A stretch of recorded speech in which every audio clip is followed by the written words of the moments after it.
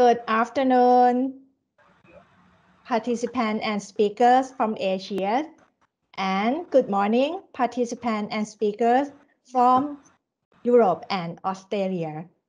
Thank you for joining one of our 6 dialogue series today. Is a session for recycled content in plastic packaging applications, regulations, standards, and experience from Europe and Southeast Asia. My name is Napaporn from GIZ. Today, I am a moderator. And a little note from my side. Today, this session is being recorded.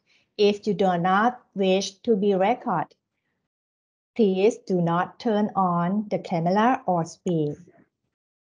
Yes, and then please mute your microphone when you are not speaking. And the main language for today's session is in English, which the translation provided. Thank you very much. Okay, yeah, it's time. About the outline today, let me explain to you a little bit. We have 2 slots of information for today. The first slot presents about the state of play on recycled content in plastic materials and business cases from Thailand, Germany, and Australia. Then we will take a question from you, followed by the second slot presents about standard and certification schemes. And we will take question and answer at the end of today. And today we are very honored to receive 6 speakers, from Germany, Thailand, Australia, and Malaysia. Those are from research institute and from the company that can share with us what they practice in realities. And also they are from the institution that really work on certification schemes. That is the outline. Then, we are now opening this seminar or webinar with the welcome remark by Mr. Christopher Brick, GIZ project leader for CAPC project. Please come in, Mr. Christopher. Thank you. Thank you very much, Cherry, and welcome everybody from my side. Especially happy to see everyone. I can see the pictures of especially Dr. Vijan from TEI from Thailand, and our speakers, and Clara and Jane. But welcome to everyone. Good morning in Germany and Europe, and good afternoon here in Asia. I'm very happy to see so many participants. There's 127 and counting, many familiar names from our project partners and also a lot of new names. So it looks like our outreach has worked. My name is Christopher Brick. I'm with GIZ. I'm heading this project, CAPC, which stands for Collaborative Actions for Single-Use Plastic Reduction in Southeast Asia. And I would like to give you a little bit of background into the project, and of which this dialogue series and this event today is a key deliverable. The CAPC project is implemented in Thailand, Malaysia, and Indonesia in collaboration with our political and implementation partners. Technical expertise for this project comes from the Öko Institute in Germany, a German institute on applied ecology, who also authored the background study that you may have read. We are funded by the German Ministry for the Environment, Nature Conservation and Nuclear Safety, the BMU, and it is all part of a global project. One slide back, please. It is all part of a global project called Export Initiative Green Technologies. We are in the middle of the project implementation and we are running until March 23. Next slide, please. The ambition of CAPC is to help our partners in Thailand, Malaysia, and Indonesia to moving closer towards a circular plastics economy, where, and I'm quoting here the definition of the European Commission, where the value of products, materials, and resources is maintained in the economy for as long as possible, and the generation of waste is minimized, as you can see in this beautiful graph designed by the Ellen MacArthur Foundation. Next slide, please. And may I ask everybody to mute their microphones? Thank you. To that end, CAPC, the project, supports government, civil society, think tanks, and the private sector in Thailand, Malaysia, and Indonesia by, you can see that here in the red dots, and I'm trying to see if I can get, well, it doesn't matter. Supporting the development of circular economy policy frameworks. In Thailand, for example, we advise on the C pillar of the new BCG, Biocircular Green Economic Strategy and Development Model. We develop recommendations for regulatory, economic, and fiscal measures to effectively reduce single-use plastic. In Malaysia, for example, we are actively supporting the development of eco-design policy frameworks. We aim to strengthen the recycling markets in our partner countries by giving technical advice to developing realistic and implementable recycled content targets, the topic of today's dialogue event. We develop design for recycling standards and advise on how to integrate those into regulatory frameworks so they may actually also be used. We co-create technical recommendations for Circular Packaging Act in Thailand, and we also show concretely with our partners what can be done to create a new plastics-free default in pilot projects. And these pilot projects are in Phuket province, from where I am speaking to you right now. And in Phuket province and with the Phuket municipality, we develop single-use plastic reduction plans and help the municipality implement those, and also the economic sectors such as hotels, shopping malls, restaurants, walking streets, and markets identify alternatives to single-use plastic. In Malaysia, in Shah Alam municipality, we support the municipality as well and also incubate startups for reuse in food delivery and refill stations. In Indonesia, in Jakarta, we also support the development of startups for reuse food container as a service for food delivery, and we'll be working with the Food and Drug Administration to develop hygiene standards for such reusable food containers. Next slide. And again, may I ask everyone to mute their microphones, please? Right, the objective for today, for this dialogue series, is to bring together experts and practitioners, passionate and experts on increasing the circularity in plastics and preventing the proliferation of single-use plastics, to share experiences on regulation standards and business models that foster the utilization of, in this case, recycled content in plastic packaging applications. This event today will be followed in 2 weeks by an in-depth training. We call it a deep dive workshop for our project partners from Thailand, Malaysia, and Indonesia. And this deep dive workshop will deal with on how exactly to get started in setting up targets and regulation for recycled content in the respective national contexts. Next slide. Next slide, please.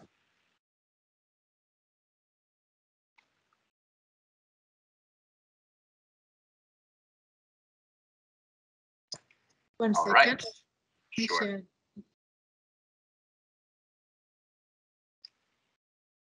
This dialogue series today is really the kickoff. We are all super excited to by now start this with you, and over the next 6 months, please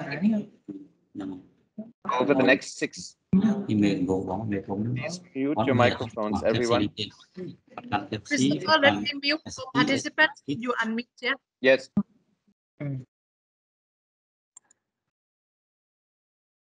Okay, please. And thank you. And over the next 6 months, we will be having events like this on the following topics: design for recycling, state of play guidelines and options for action. For this, there's also a study available at the link. Corporate insights on life cycle assessment based choices for reducing the environmental impact of packaging, bio-based and biodegradable plastics in December, economic and fiscal measures to reduce packaging waste, taxes and incentive mechanisms in January next year, and the role and scope of municipalities concrete on the local level in preventing and reducing single-use plastics, learnings from international experience, but also learnings already concretely from the implementation in Phuket, Shah Alam, and Jakarta in February. Now, you can register for all of these events already on our website that you use to register for this event. All of these events are already up, so do register to don't miss out on anyone. And this concludes my welcoming remarks. For now, I wish us a very insightful and interesting 2 hours with this amazing range of speakers that my colleagues have managed to bring together today, and wish us all a very good 2 hours. And back to you, Cherry. Thank you very much.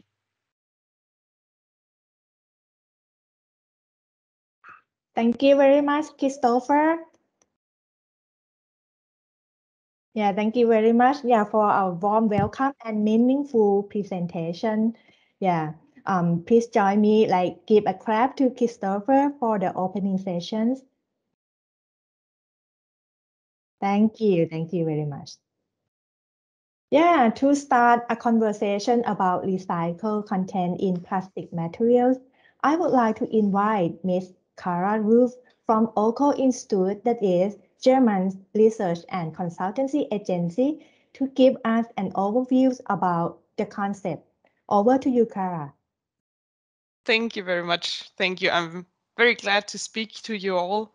And I'm making the start today with a little state of play on recycled content with a focus on these 4 types of plastics that you see. I'm sharing myself, right? Yes, please.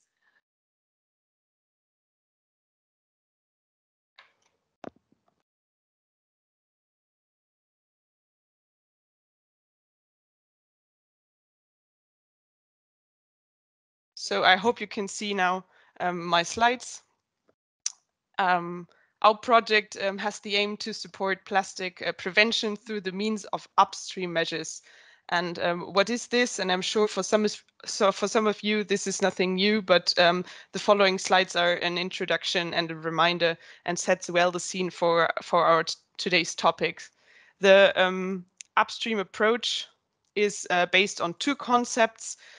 First, the waste hierarchy, which tells us that top measures of the hierarchy should be preferred over the lower measures. So prevention is the first hierarchy step, and second concept of upstream approaches is the material and product life cycle, starting on the top with material choices and design, followed by manufacturer, consumption, post-consumer waste, and then we either follow the littering or the sorting and collection, and we also then divide the material into recyclable and a non-recyclable fraction, of which the recyclable fraction should hopefully be reintegrated in new products, and that designers take up recycled content in their product development.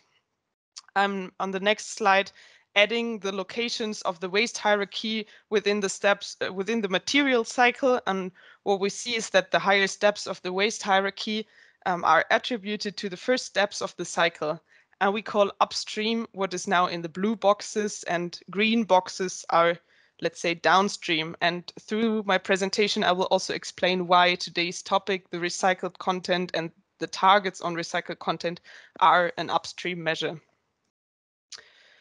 In addition, some short sentences as an introduction on recycling. Around the recycling, there are a lot of questions regarding, for example, the recycling process, whether it's an open loop or a closed loop recycling, whether mechanical or recycled or chemical recycling is concerned, and whether pre or post-consumer material comes into the recycling. And you can follow up on these topics also in our pre-study that is linked and that you can download.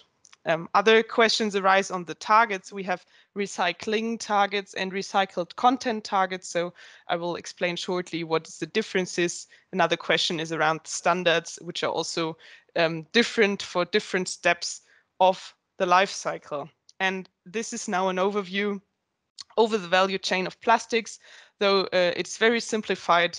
We have a primary resource which is oil. And we'll exclude the bio-based plastics here because to recycling difficulties. So when I'm talking about plastics, I'm now talking about conventional fossil-based plastics. And then we have a product. And the next step, for example, a PET bottle. The PET is a well-sorted stream, even in manual sorting. So on the PET from the bottle can enter the recycling processes to become a recyclate or recycled material, or we also call it a secondary resource. For example, recycled PET or rPET. And this is now possible to be used in a new product. Either this is a bottle or otherwise it's other products. And if it's bottle-to-bottle recycling, for example, we speak of a closed-loop recycling. We have now here we can see the different types of standards that are available. We talk about the recyclability standards or a recycling process standard, or otherwise the quality of the recycled material can also be standardized. We now see different types of targets. So the possibility to have a recycling target. This is the amount of material that is recycled in the recycling. And we have a recycled content target, which specifies a certain share of material in a new product. And this I explained earlier. We have the differences in open and closed loop recycling. This figures helps us to understand different wordings and different concepts that I'm sure we'll hear about through the presentation of our next speakers following my presentation. And CAPC focuses on the recycled content and secondary plastics and strengthening the market of so that recycled content is possible. And the standards and targets, they are not an alternative to each other, but should be additive. So both recycling and recycled content targets are possible to be implemented, for example. What is the specific mechanism of recycled content targets in the post-consumer waste stadium? We would, of course, want the material to follow the cycles, the cyclic road, but not to become litter. A second point of decision is the collection and the sorting. And we want, of course, the material to be collected and sorted, but not to only go to thermal recovery. And finally, recycled material should, of course, not be produced for storage, but it should be should be given incentives to recyclers that new products take up the secondary resource. And to summarize, setting targets for specific share of secondary raw material in the production and design will pull the material all along the cycle. And we hope through the targets to set an incentive for not losing the material along the road. And therefore, of course, the items should be recyclable from the beginning. So this is on the concept, and now seeing a little the status quo on recycled content in Europe.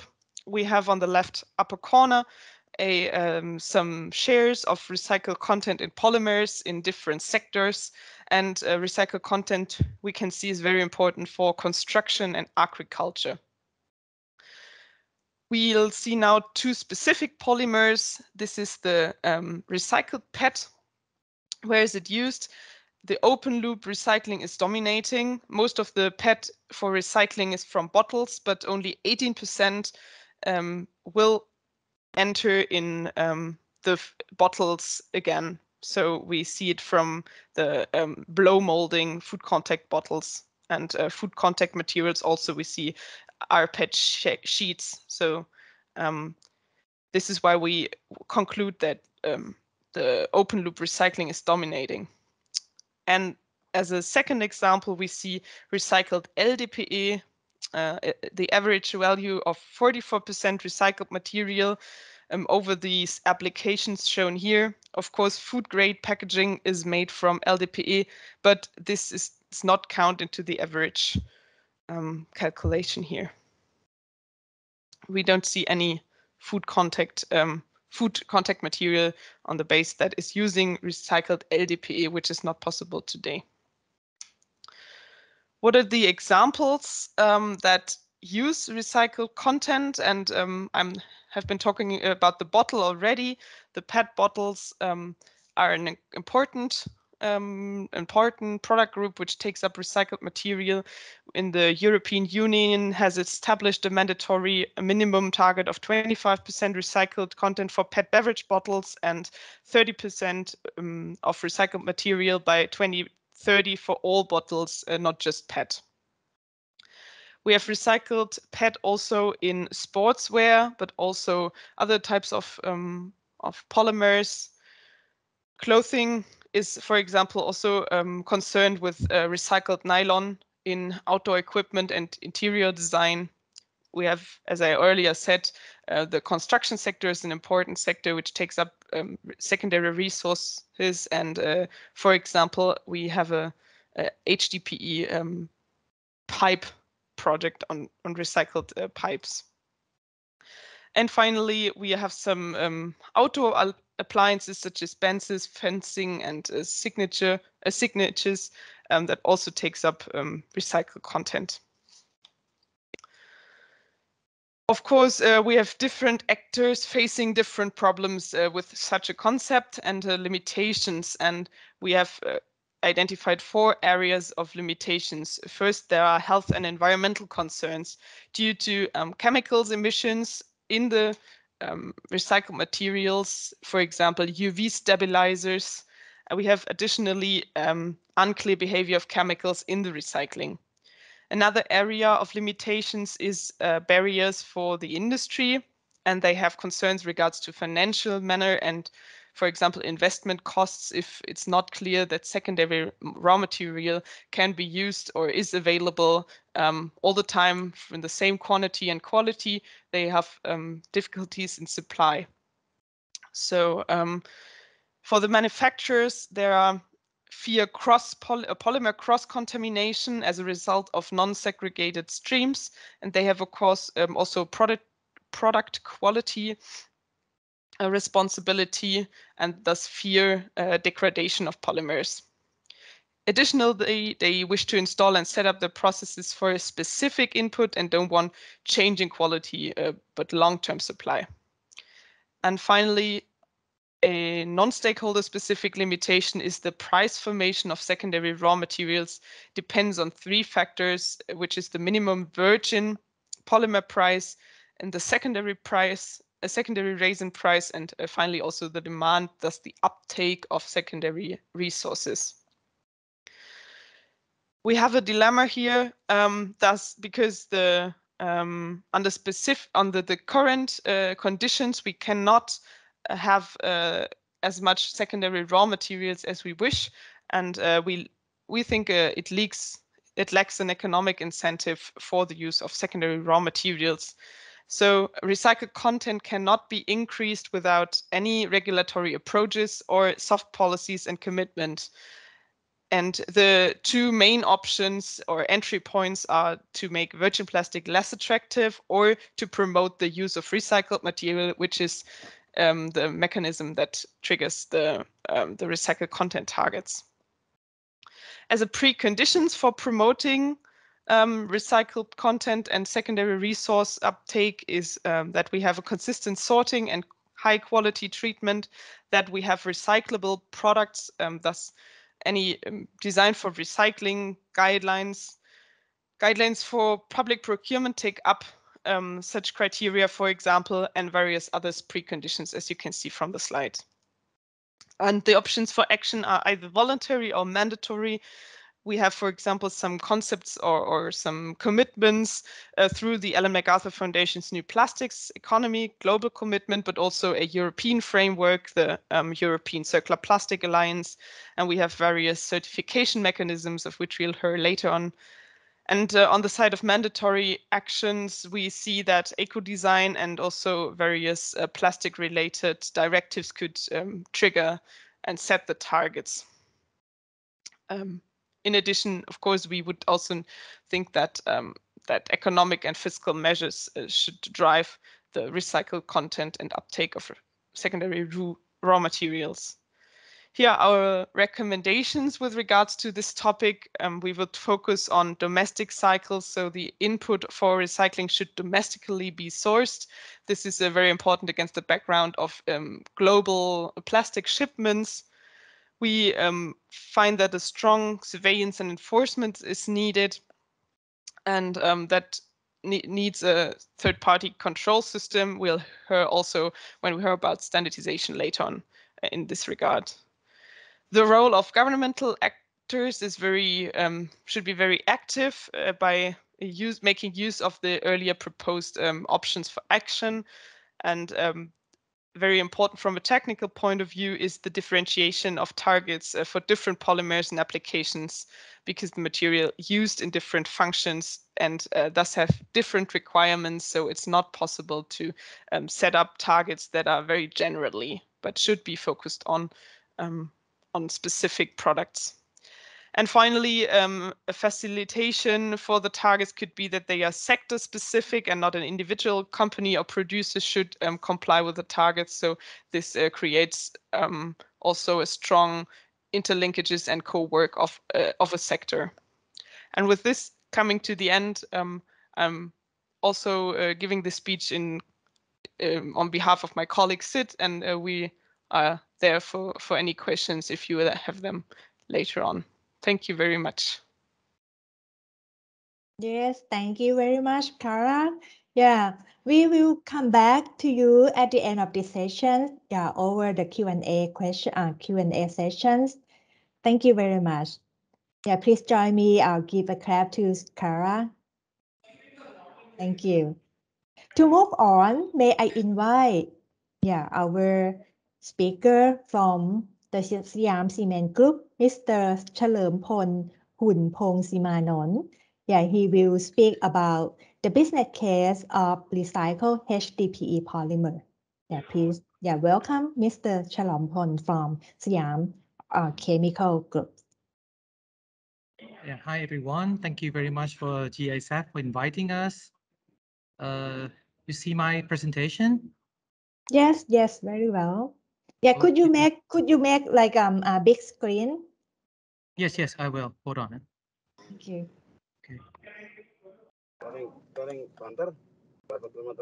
Okay, you see the slide in big screen now, right? Yes. Okay, so let me start. All right, I understand the topic today is of recycled content and plastic packaging applications. And today we would like to share about let's say from concept to practice on how we adopt the recycle content and show some showcases in Thailand. Okay. Slide doesn't move. Oh, okay. All right, just before we going for that, let me touch a little bit about who we are. For SCG, we have three core businesses. We have cement and construction materials, we have chemicals, and we have packaging. Today, I speak on behalf of the chemical business group. We have three core businesses. We are number 3 of cement. We are number 1 in polyolefins. We are number 1 in packaging in Southeast Asia. We have more than $14 billion with over 50,000 employees. And the reason is why we have to do it is because of the Paris Agreement. Thailand is part of the 196 countries that are committed for the net carbon zero by 2050. And when you narrow down to regulations, starting from Europe, that is the starting point of the circular economy of the whole world changing. When it comes to the recycled contents, in Europe, we're starting to see the regulations in place and starting to be mandated. The whole OEU, Italy, Spain. I understand that the UK will start from next year. From April, they're going to tax 200 pounds per ton for the packaging that does not contain more than 30% recycled content. After the regulations starting to be in place from the country scale, then it's narrowed down to the brand owners. Now the global brand owners are taking bold commitment to put more recycled content in that packaging too. And when it comes to SCG, what we are doing, we have come up with a new product portfolio, we call it circular economy on the right-hand side. In addition to the current product we have on the full ranges from the general purpose, building materials, food and packaging, home appliances, automotive, and now circular economy. From the strategy, let's talk about the goals. I would like to highlight certain goals of SCG on sustainability, like a carbon neutral, and then we are challenging ourselves in the next 9 years from now. We would like to increase our portfolio on the green products, more than 2/3. Water is one of the challenging goals we would like to challenge.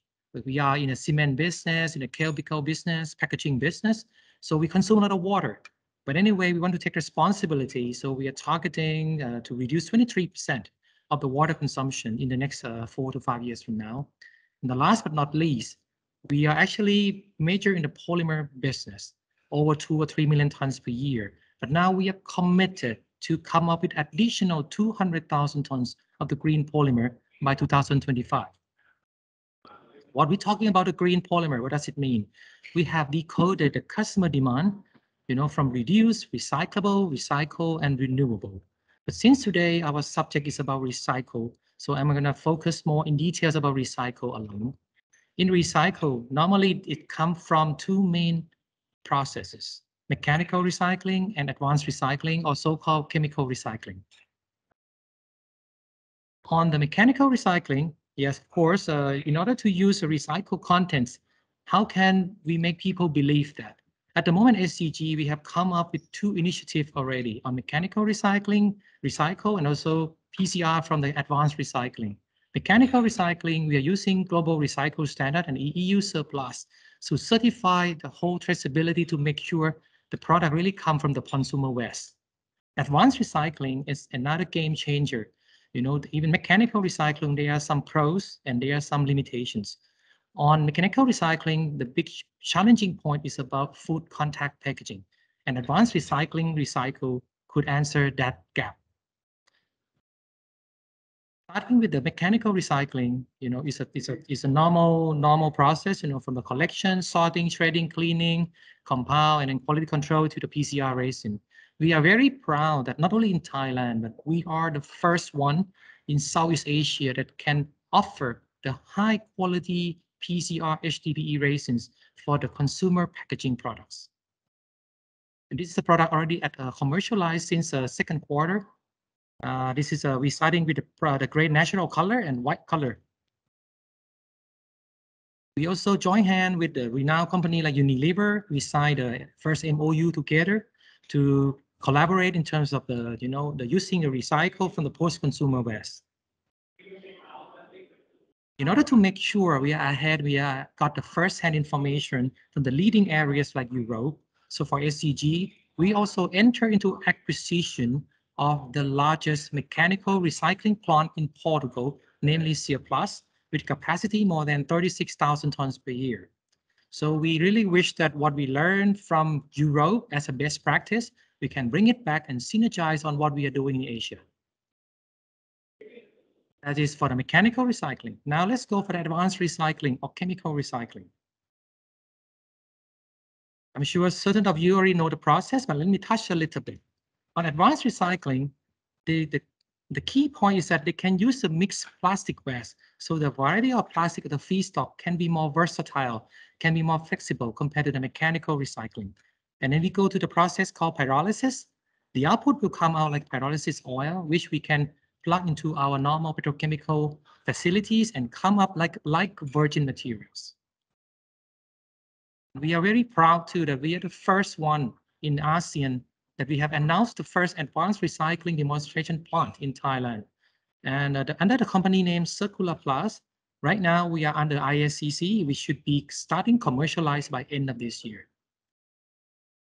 There are a lot of details about the recycle and also the whole green polymer. Next week, we're going to have a webinar. So if somebody is interested to understand more, you feel free and more than welcome to join us. Thank you very much.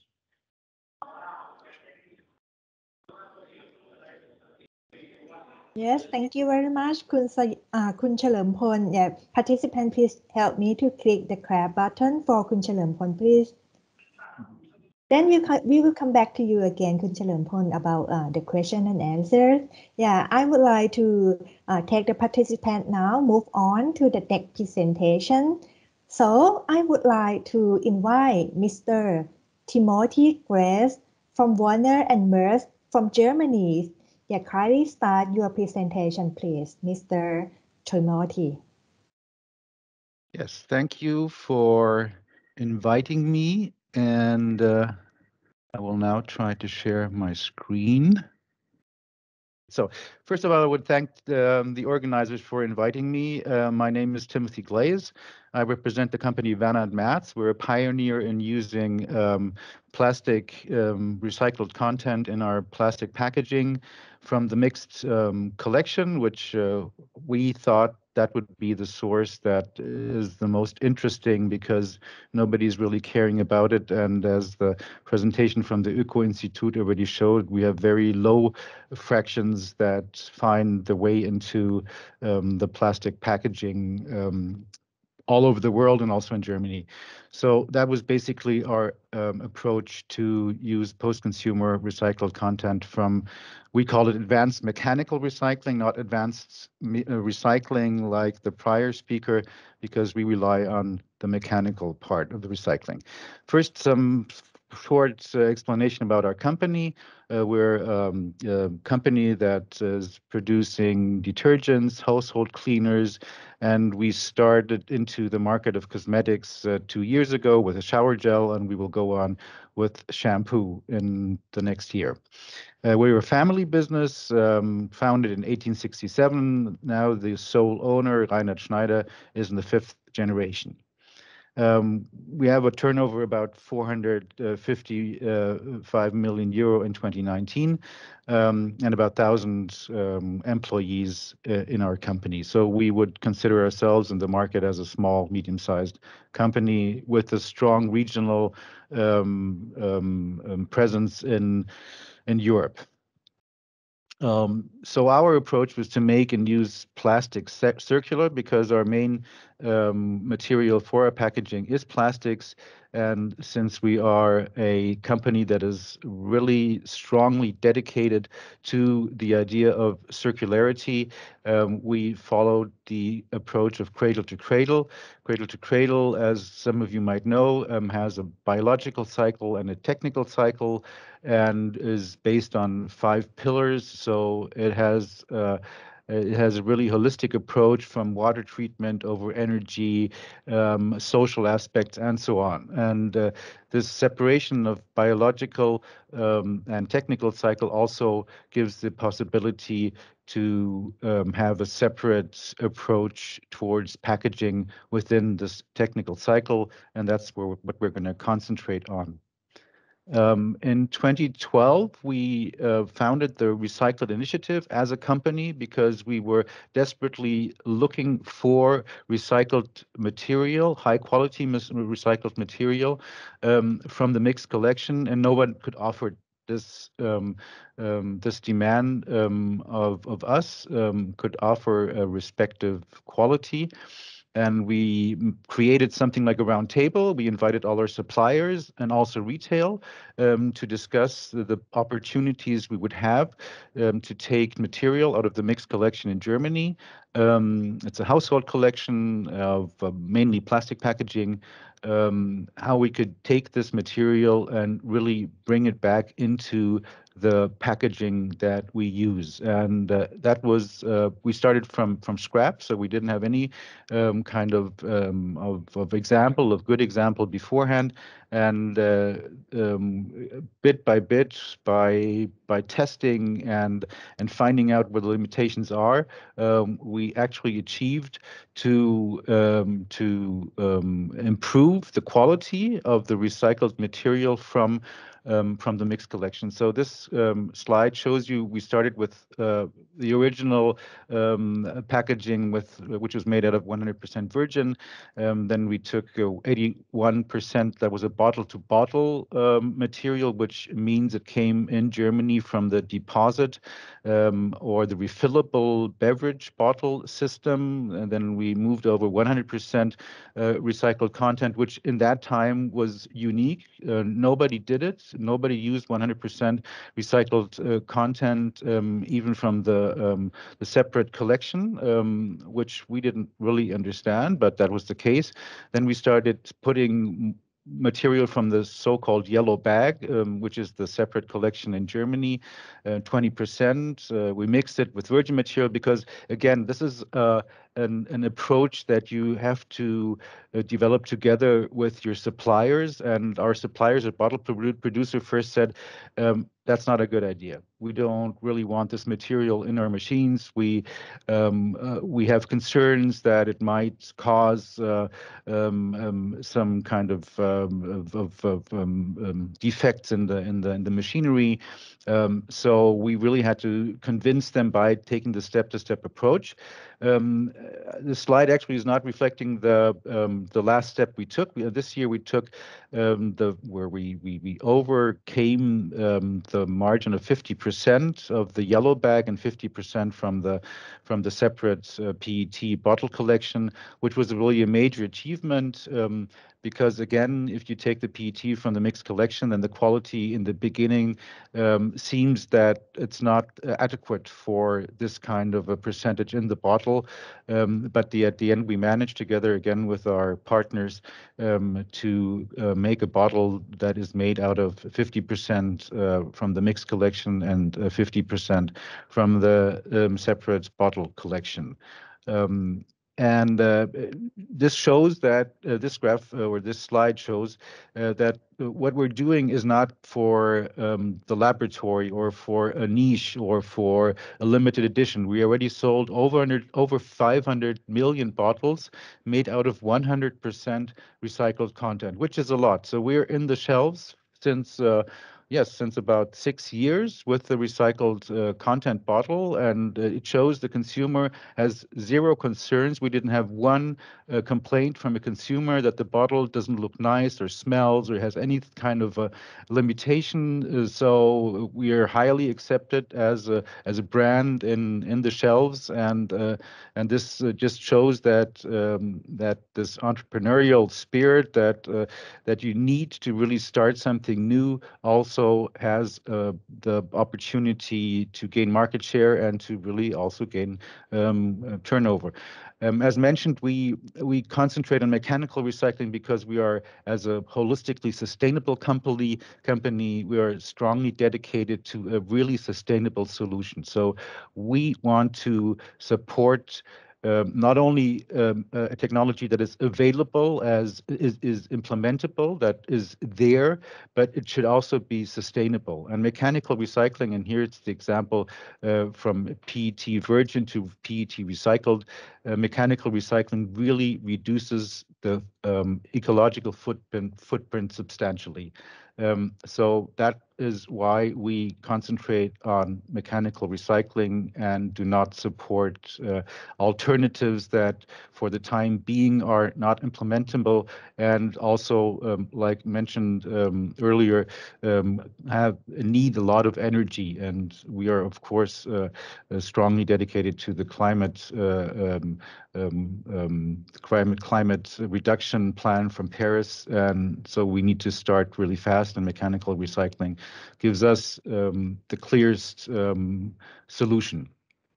But it's not only recycled PET that we more or less introduced into our bottle 100%, but it's also recycled HDPE from the mixed collection. We actually managed to make a bottle, as you can see, pretty much in the center.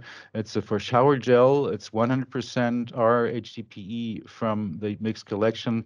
It fulfills the cosmetic grade standard, which is much higher than what you would normally do for our cleaning products.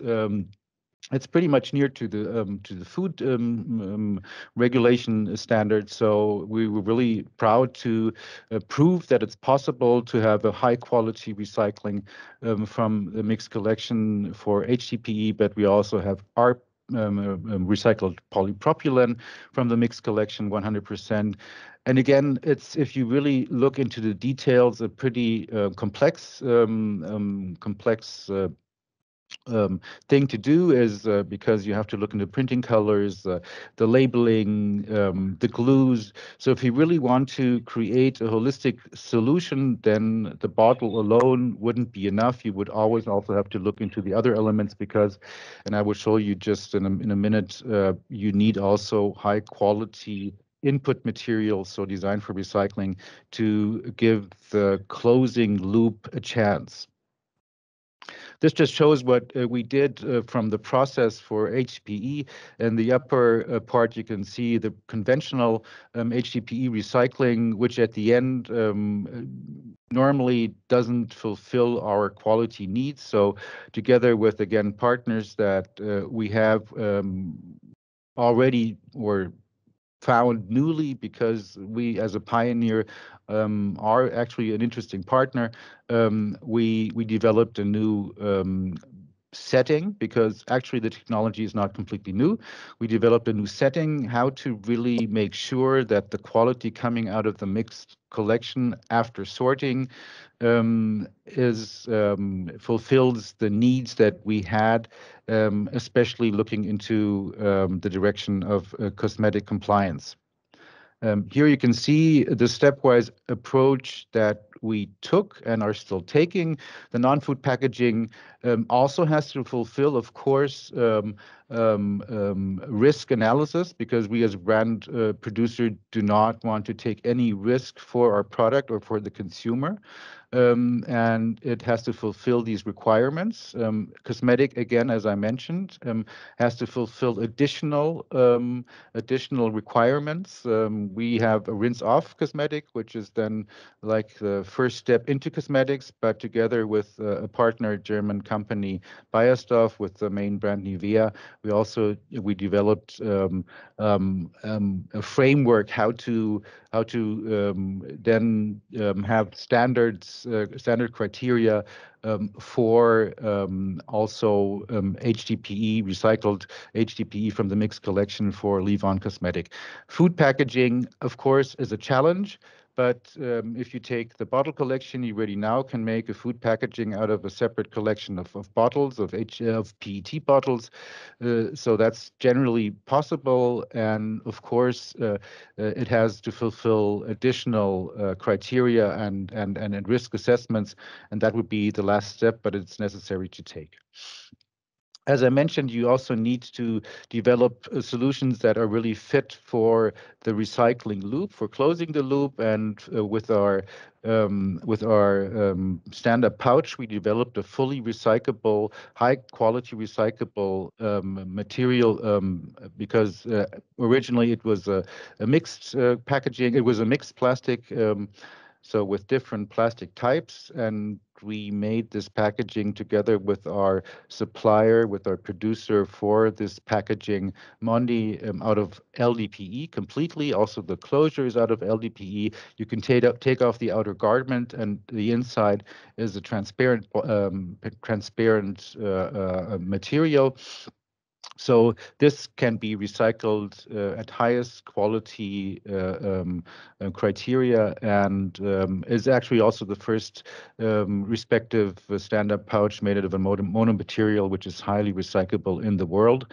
And we would be really happy if more companies would join and also use these kind of packaging solutions. That would be then a solution that would reduce, reuse, and make it high quality recyclable. And that would be really effective circularity in following the idea of cradle to cradle, which we again find a very interesting standard to use.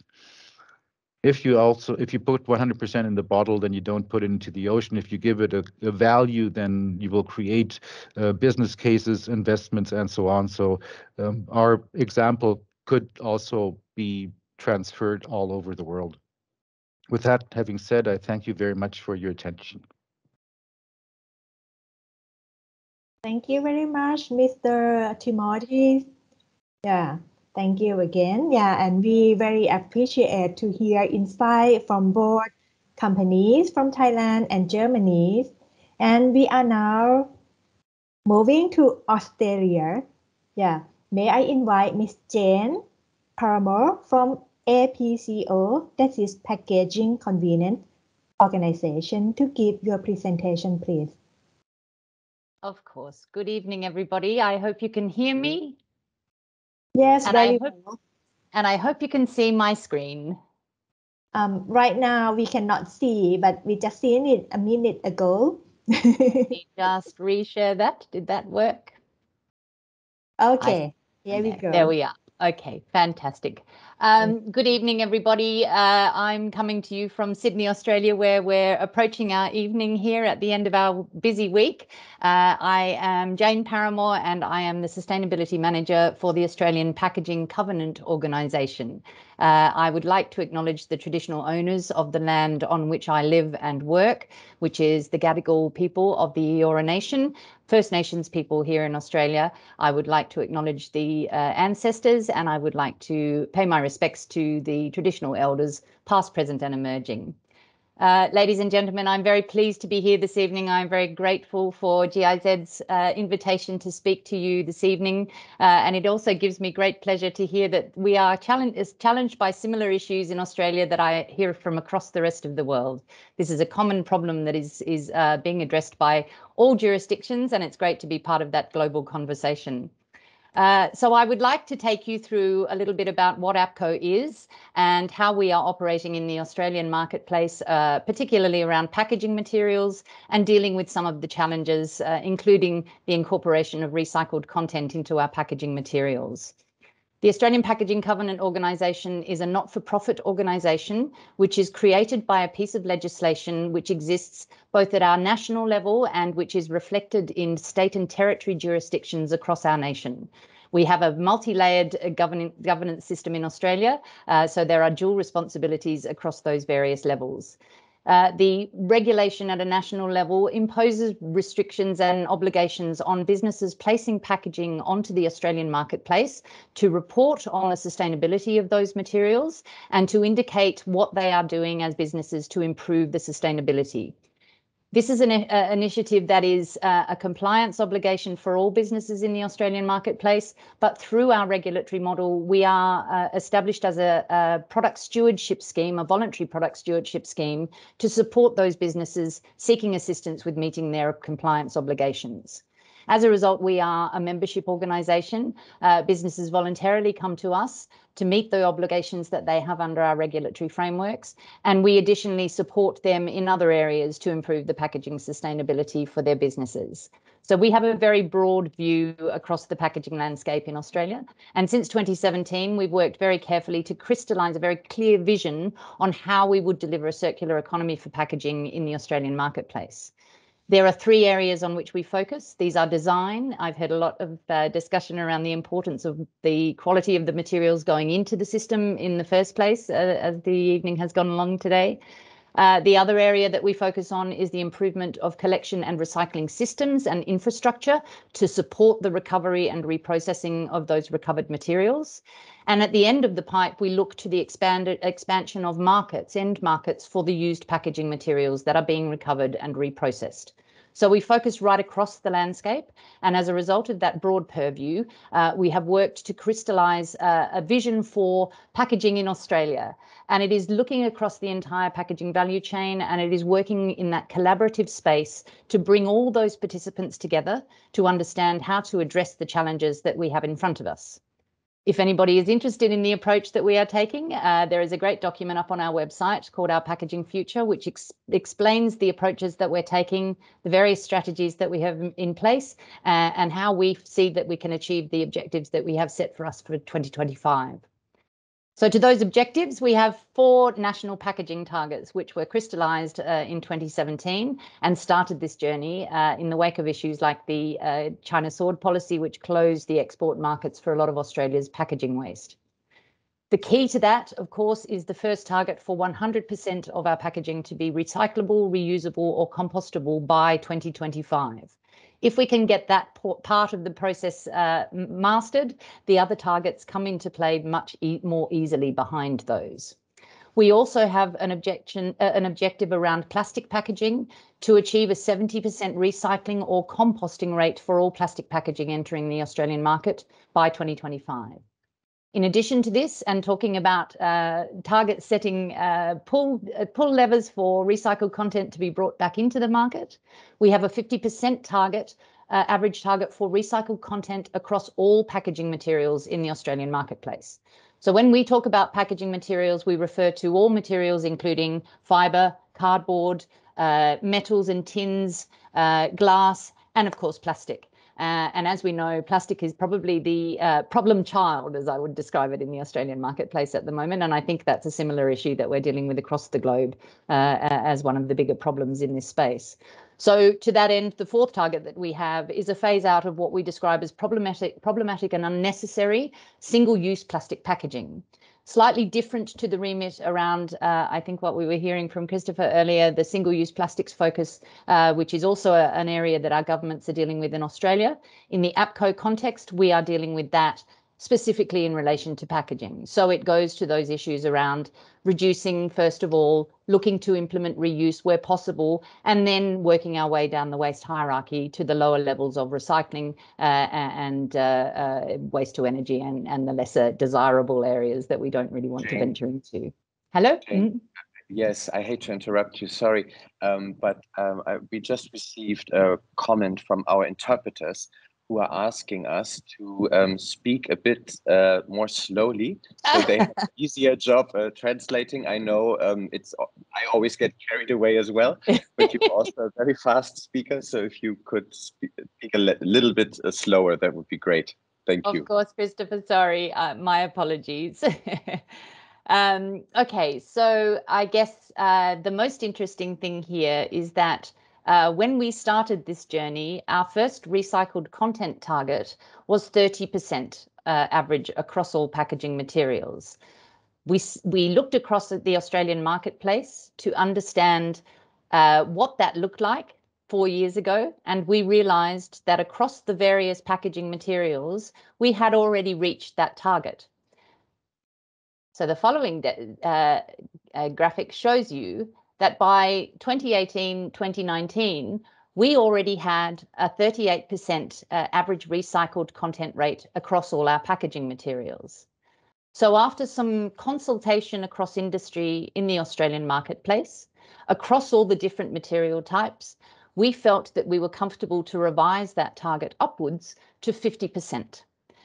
We needed to nuance it, and I think Clara pointed to this earlier, that particularly in the plastic space, we have some additional challenges to achieve those objectives. So as you can see from the table in front of you, the targets have been revised upwards, but we will also make up significant ground across the Australian marketplace through increasing the recycled content in other materials.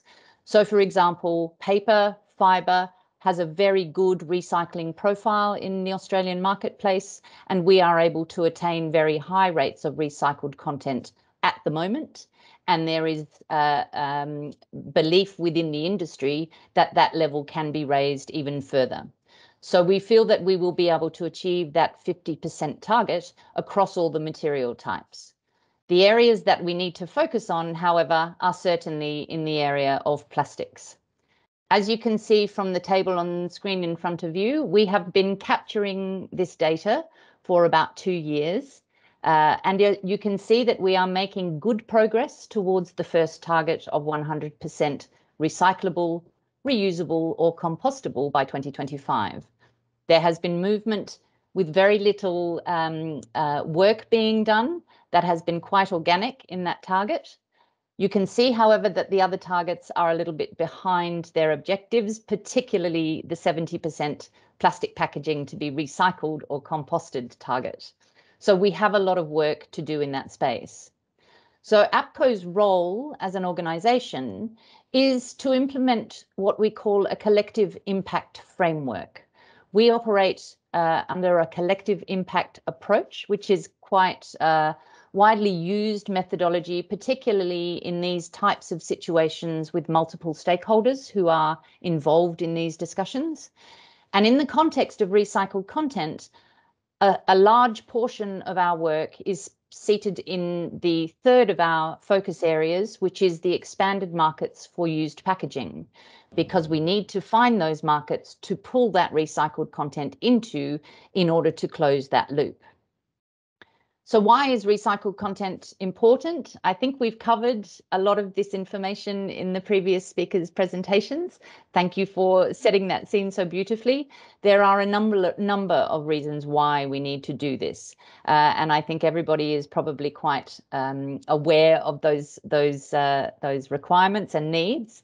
I think the thing that is interesting in this space is that consumers are increasingly aware of these requirements. And we recently launched a set of guidelines around recycled content and increased levels of recycled content in packaging.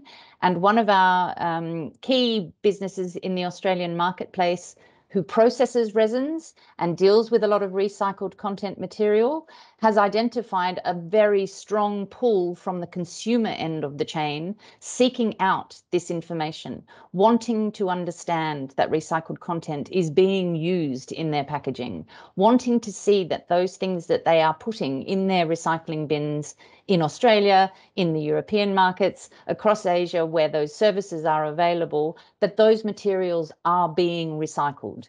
So we understand that the consumer is driving this agenda very strongly. There are enormous benefits associated with using recycled content. At the end of the day, when we talk about the emissions profile associated with packaging particularly, there is enormous work being done to demonstrate the impact of using recycled content and the impact it can have on avoiding emissions in your business and achieving the objectives that are set by agreements such as Paris and our aiming towards the Sustainable Development Goals that we are all working towards. There are a number of barriers, as we've seen, to reusing recycled content, but we are also seeing enormous innovation. We have seen a number of companies in Australia adopt objectives to incorporate 100% recycled content in their packaging. Some of the brands that you can see on screen there, who are members of Apco, have committed to these objectives and are working closely with us in the Australian marketplace to enable that closure of the loop and produce their packaging in Australia, utilising Australian recycled content materials. A fantastic example, talking a little bit about innovation, we discussed advanced recycling in our earlier conversations. We have had a fantastic trial run here in Australia that was initiated by Nestlé and has involved all the participants along the packaging value chain, including manufacturers, resin producers, oil refiners, waste companies, local government councils, and everybody in between, to capture soft plastics through household waste collection services, put it through an advanced recycling process, and convert it all the way back into a recycled content wrapper. And I'm not quite sure how I've managed to not eat this, but it's absolutely real. I have one in my hands, so I have seen the product of that innovation. And this is the kind of advance that we are seeing to address some of these challenges. I think Timothy touched on that a little bit earlier with the work that he is doing, and we're seeing more and more of this coming into being and becoming accessible to businesses across the world. So the guidance that Apco has recently released is in the absence in the Australian marketplace of strong regulatory frameworks around the use of recycled content. In Australia, we rely heavily on overseas standards such as the European food standards, the US Food and Drug Administration standards, and the certification processes that are used for materials in those marketplaces. However, this conversation is evolving in the Australian marketplace at the moment, and Apco is leading a discussion into how we increase the robustness around those regulatory frameworks to give business more confidence to engage with recycled content, particularly in the food grade applications, which is one of the more challenging areas that we face at the moment. So in the absence, we have provided guidance to our marketplace to move down that path as much as possible. In the meantime, we will continue to work with our stakeholders and our governments to understand how we can better provide business that certainty to continue forward with this new approach to packaging.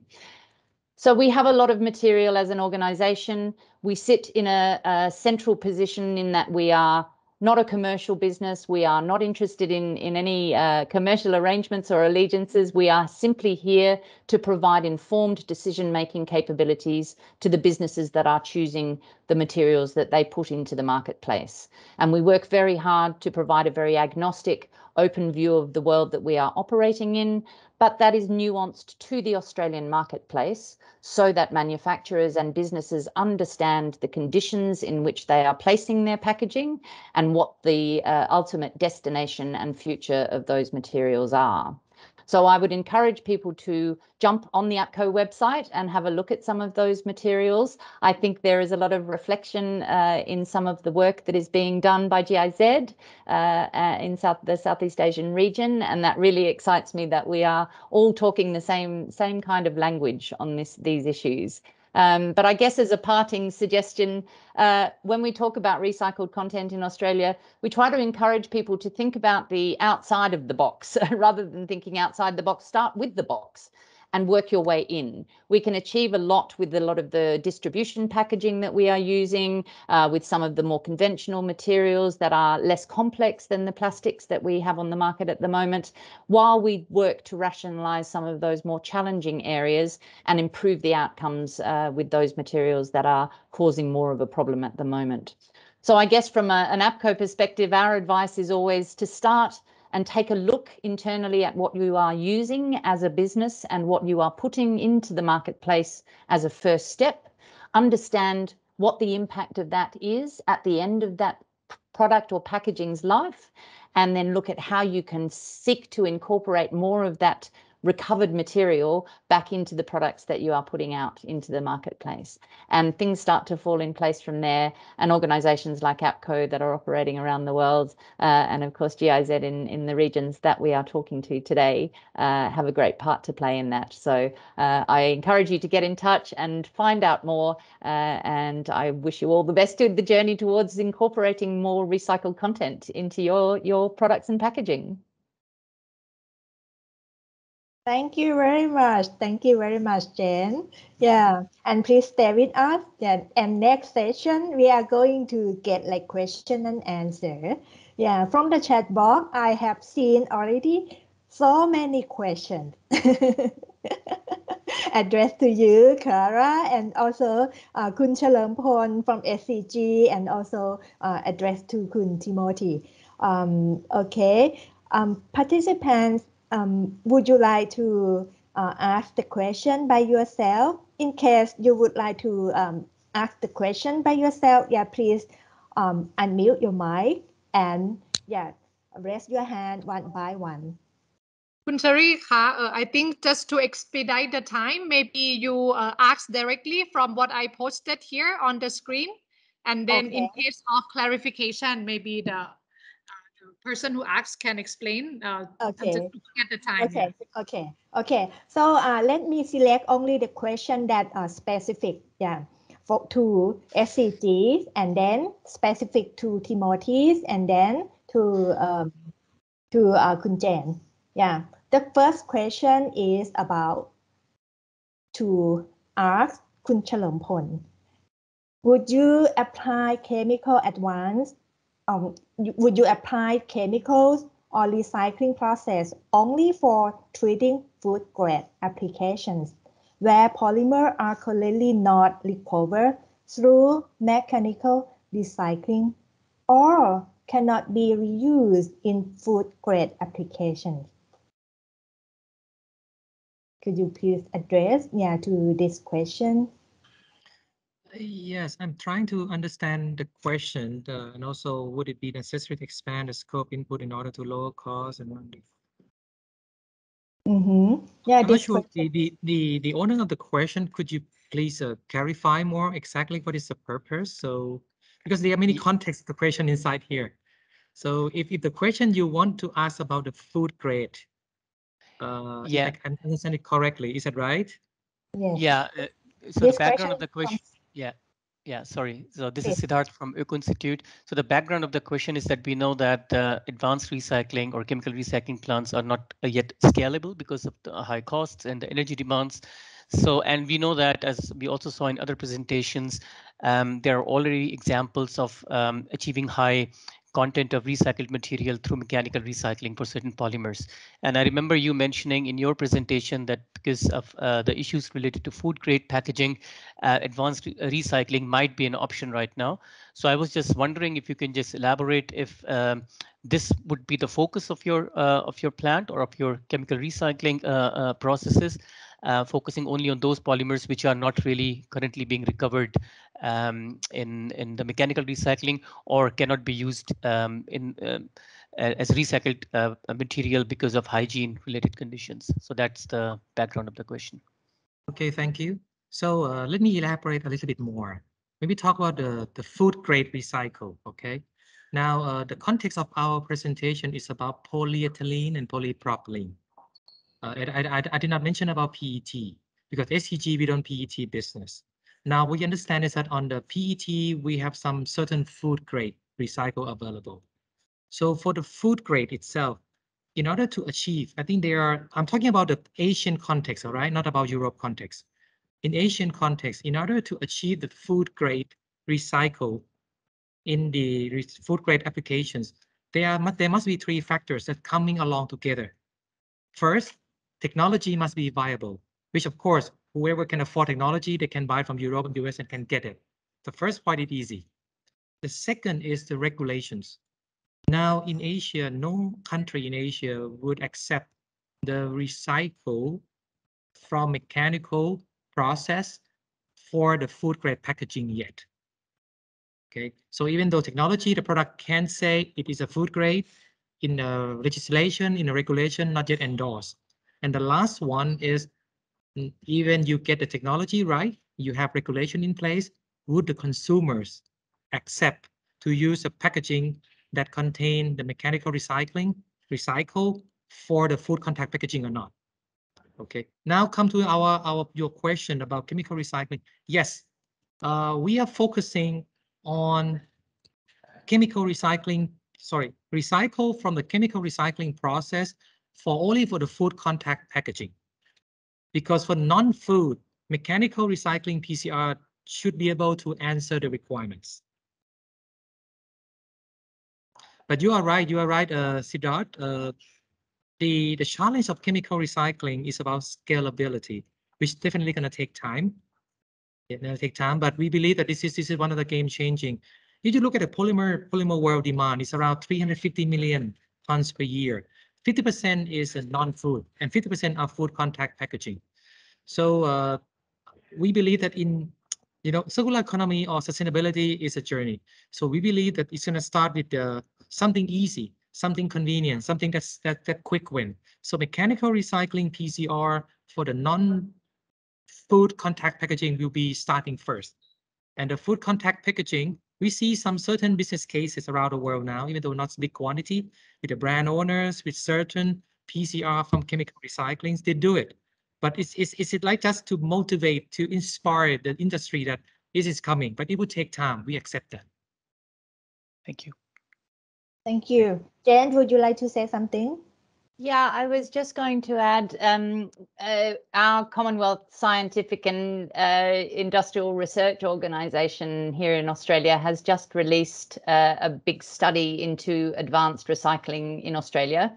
And they are starting to look at some of the problematic plastics in in applications like motor vehicle oils, chemical drums, some of these more contaminated plastics that are very difficult to mechanically recycle, but still need to find a destination. And I agree completely. There is a time frame for this. It's likely to be 3 to 5 years before we start to see this capacity come online. But I think there is a lot of innovation going on to find new solutions for some of these very, very troublesome materials. So it's not just about food. Food is particularly problematic, through mechanical, but it's also a lot of other areas that will also be benefiting from this technology. Okay, thank you very much. Yeah, because we have very limited time. Yeah, next question. Yeah, I would like to ask. There's a question about Jane. Is it okay now that she's speaking that she asks this question? Okay. Sure. Yeah, Take sure, my sure, hand up. sure. Yeah. The question to Jane. Sarah, Of you course. want to pose this question from? Yes, so it's already on the PowerPoint. Can you see? So I can.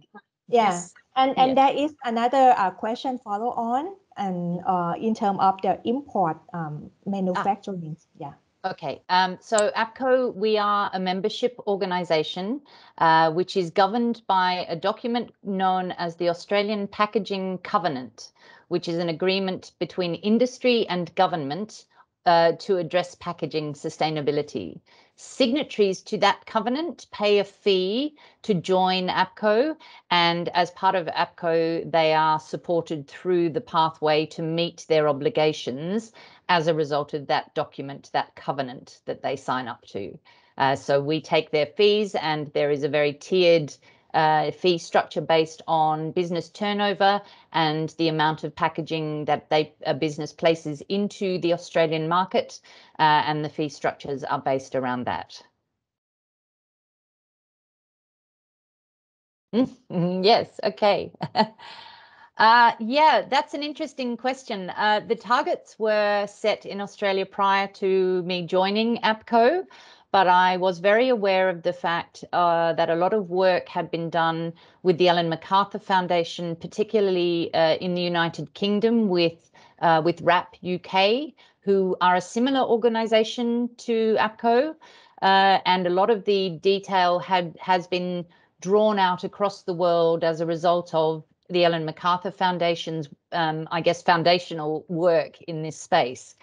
So you will see also across the plastic pacts that have been set up around the world by the Ellen MacArthur Foundation, similar targets exist within each of those.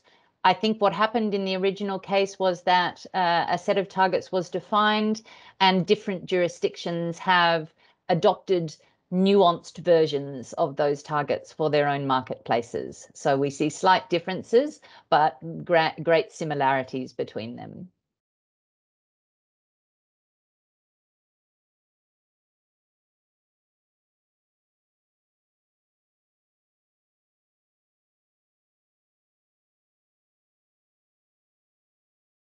Yeah. Maybe I can Sarah, take up the question. Yes.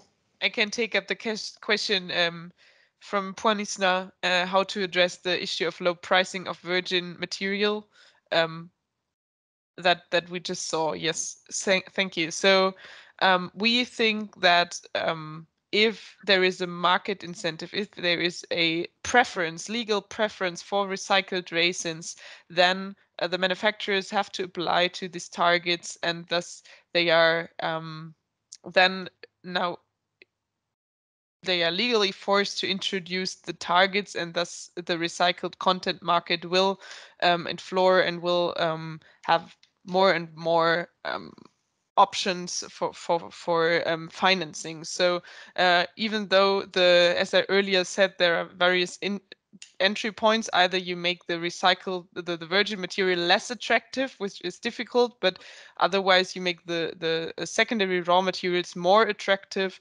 and so this is how you make it more attractive, is either or we think it's mainly through fiscal and economic measures, which we also will focus on in this series later in the month of I think it's January next year. So there we can have more answers then.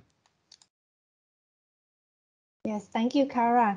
And to continue, yeah, you also have a question to Mr. Timothy, yeah, in terms of like how the business is.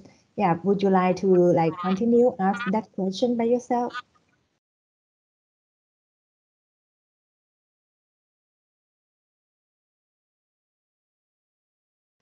Well, I can read it, so I can answer. But I raised my hand because the prior discussion about fiscal instruments, we as a manufacturer, for instance, would strongly support a plastic tax on virgin plastic with the exclusion of the use of recycled content, not because we have a lot of recycled content in our bottles, because we are strongly convinced that that's the only way to really give a dynamic in the market. And that's what you need. And you need something that is also fast implementable. And a plastic tax would be actually very fast implementable. So that would be the reason why we as a manufacturer would be in favor of a plastic tax. Coming back to the question, why it's so important to also look in the other elements of the packaging, because all these elements create a down quality. They reduce the quality. We have the colored pigments, we have the additives, we have the glues, we have so many parts that you should look into. We have green caps. Green cap, like, iconic for our brand. We're going to move, we're already starting to replace them through transparent caps. So we have transparent PP, we have transparent LDPE, just to give also the market the sign. You can also reduce kind of this brand, only brand thing, to give the consumer a clear kind of what the producer can do message. And I rose my thumb to Jane when she said the consumer is really interested in having solutions. They're much more advanced in their wishes than many manufacturers agree to kind of accept to change, because many manufacturers are reluctant to change. And so, and it's a long journey. Yes, that's not going to happen overnight, but that's an important part, that the consumer really wishes solutions.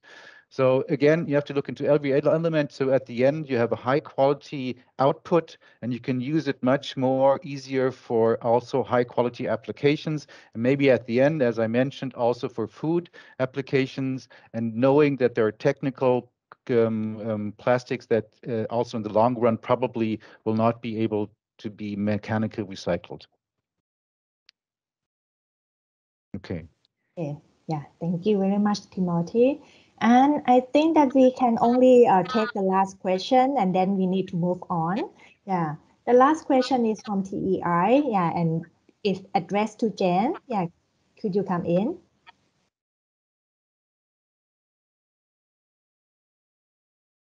Oh, I think we missed it there. Okay. My rule is only apply with Australian producer. No, in actual fact, in the Australian context, it applies to anybody manufacturing in the Australian marketplace, but also to the first importer of packaging into the Australian marketplace. So there is coverage of the import market as well in our model. Okay, thank you very much. Yeah, actually there are a long list of questions. Yeah, I would like to propose that we take all the questions and we will answer later. Yeah, not today. Yeah, there are so many questions. Yeah, thank you very much. So yeah, please join me to give hand to the speakers again, and then we will move on to the next presentation. Thank you. Cherry, I think Sarah wants to say something. I would just like to add that if speakers, if you have some time to read through the chat, and if you would like to answer some questions that are still pending from the audience, you're also most welcome. Thank you. Thank you very much. Okay, for the next presentation, yeah, we will listen to the speaker from disastrous that dealing with the certification schemes. Yeah, may I invite Ms. Joshua Okoje to start your presentation, please. Hi everybody. Can you hear me? Yes, very well, Joshua. Okay, that's good. I would like to share my screen now. Yes, please. Just give me a minute.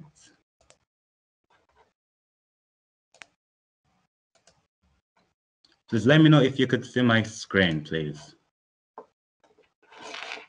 It's not the presentation mode yet, but we can see.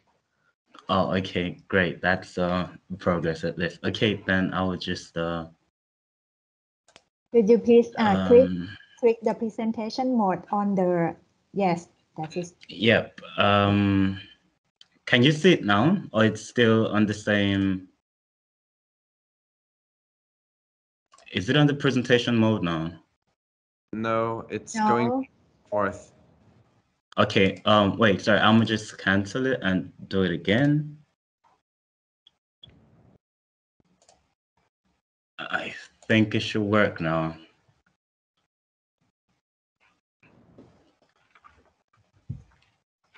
Yes.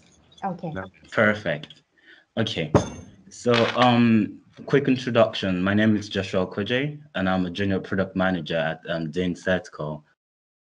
And so Dane Setco, short introduction to Dane Setco. So we are a certification company, and we've been in existence for over 40 years. And we started as a daughter company to TÜV Rheinland, and so we were part of TÜV Rheinland and DIN. And then recently we became a 100% subsidiary company of TÜV Rheinland. And just to start, I mean, I know everybody knows what a recycled content is. So we have the definition according to standards, basically. So we're looking at the and we have two subs for recycled content. We're looking at the pre-consumer, that's the post-industrial waste, and we're looking at the post-consumer, that's the after-use waste. And just like the previous colleagues mentioned, why is recycled content important? So we have different drivers for recycled content. That's the consumer appeal in the respective countries. There's security of certain scarce raw materials, and definitely the environmental impact when you use recycled content. And based on the standards, we have different certifications when it comes to recycled content. So we have the standard, that's the ISO 14021. So basically that's for declaration. So that's for communicating, basically like labeling. So you have to declare your recycled content, and it also works in a way that you also have to declare the amount. That's the amount of recycled content in that product. During the presentation, towards the end, you would see, I would like to show you guys, or I would show you guys a slide that has how the labeling should be made. And then we have the DIN EN standard, that's the 15343. So we're looking at the traceability and for recycled content. So basically we are a certification auditing company. So we work based on these two standards, and for the traceability, we need to know basically there needs to be transparency across the supply chain, which I think is very key and important, you know. So we go against the greenwashing and all of that. And so on that context, we have the auditing scheme where we actually well, because of the current situation, we do that virtually now, but we have a process where we look at the whole production system, the production plan, the input of the waste material, starting from the collection scheme and all the way to the end application of the recycled material. And also we have different standards that according to material type that basically focuses on the characterization of these material types. So basically it has to confirm that the qualities of this different materials, for example, if it's the polyethylene, has to conform to this standard. So basically we're looking at if it's the density or the different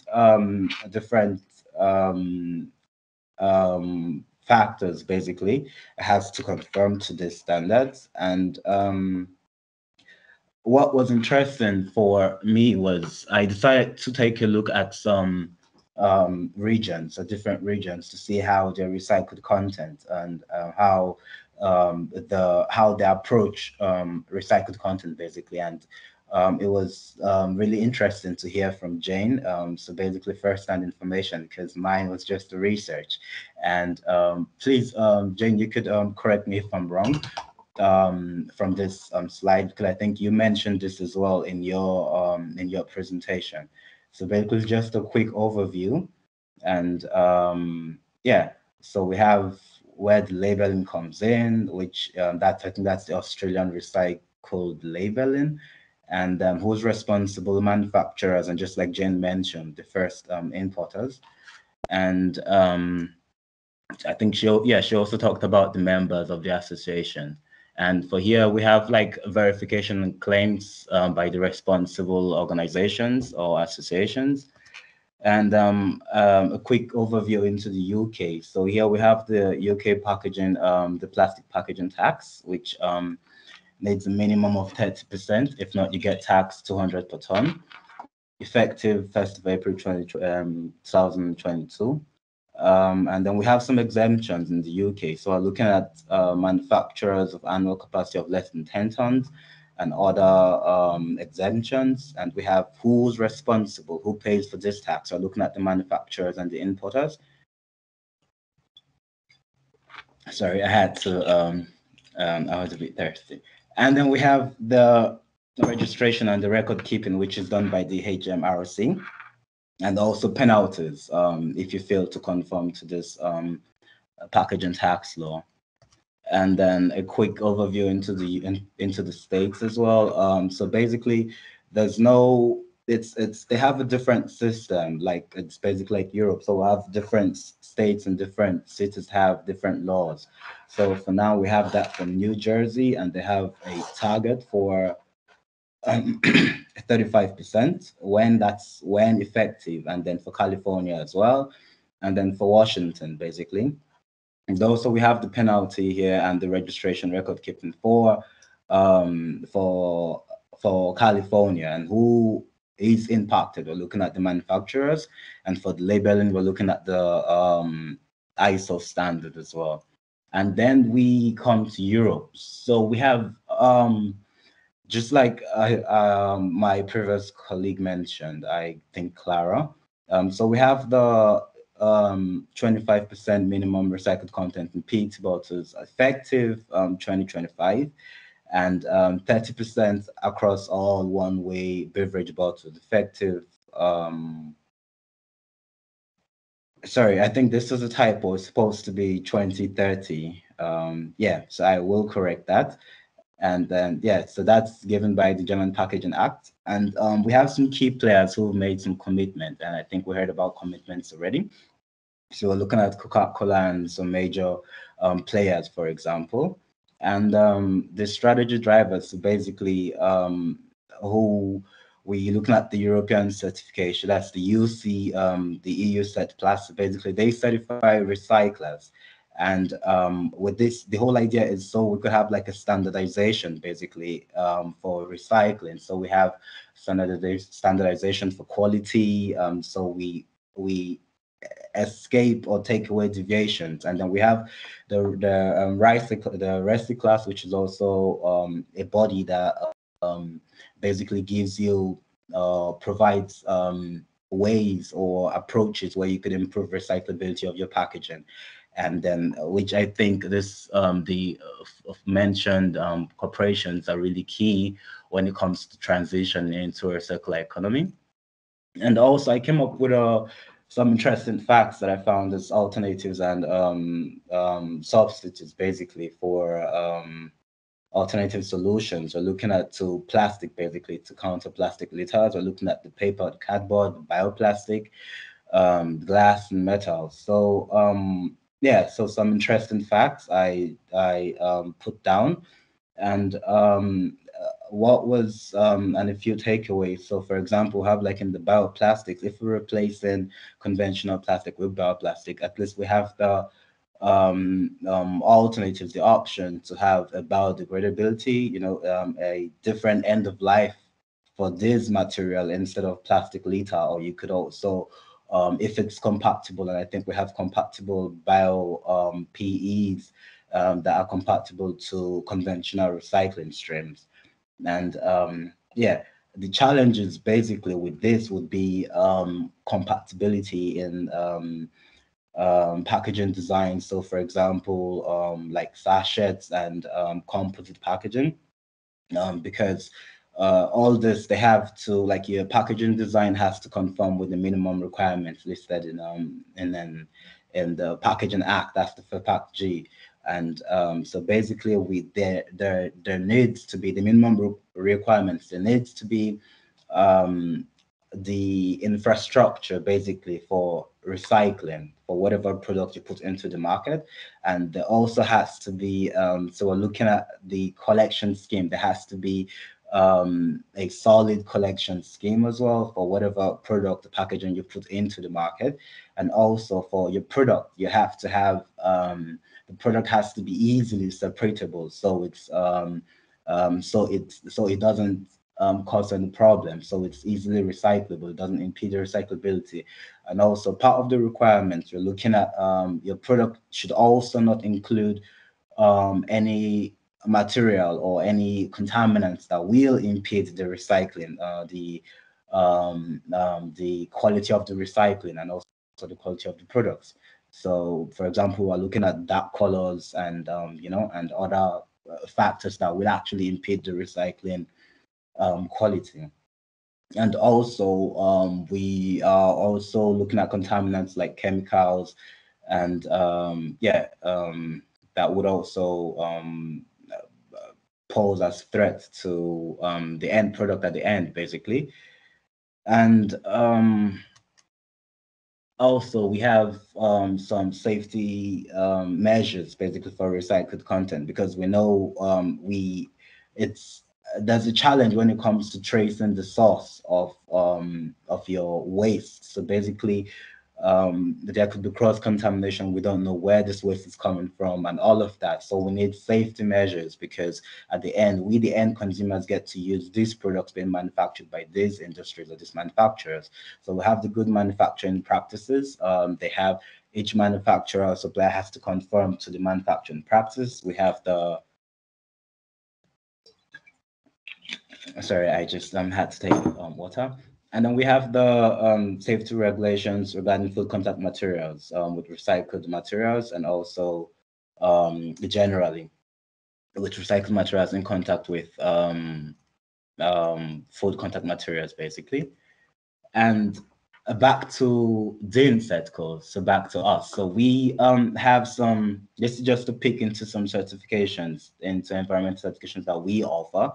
So I mean, the whole world, we want to, well, not get rid of plastic, but to make it less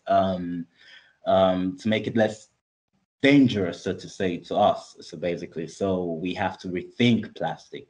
And the whole idea is we have the trust mark, where we have where we confirm or certify plastic-free products. So basically, we have different sub trust marks under this space. We have the plastic-free for total products. We're looking at for plastic-free. That's the product free from microplastic. Basically, this is focused on the cosmetic industry, medical industry as well. We're looking at the plastic-free packaging, and we're looking at the plastic-free product itself. So that's one space into our certification. And the other space we also certify for recycled materials. We're looking at the recycled content. So here, like I mentioned earlier, we talk about the traceability according to this standard, and we'll talk about the declaration according to the ISO 14021.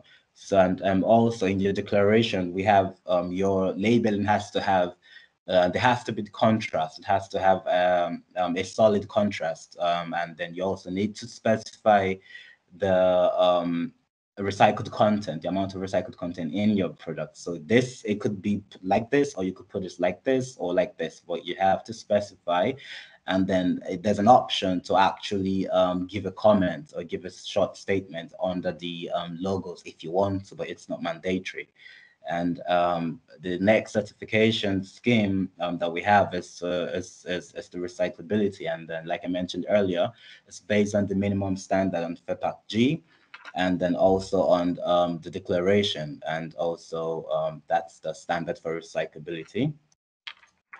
And yes, thank you for listening. It was a pleasure to actually be on this platform and to share knowledge and to also gain knowledge from the respective speakers. Thank you. Thank you very much, Joshua. Yeah, could you stay with us? Yeah, for like another 15 minutes, and then yeah, we will Yes, come back please. to you. Yeah, thank you very Yes, much. you're And welcome. yeah, thank you very much. And the next presentation and the last speaker of the day, yeah, I would like to invite Ms. Isna Sunita from Malaysia Environmental Technology Research Center, or CERIM, yeah, to start the presentation on Halal certification scheme. Yeah, would you please come in?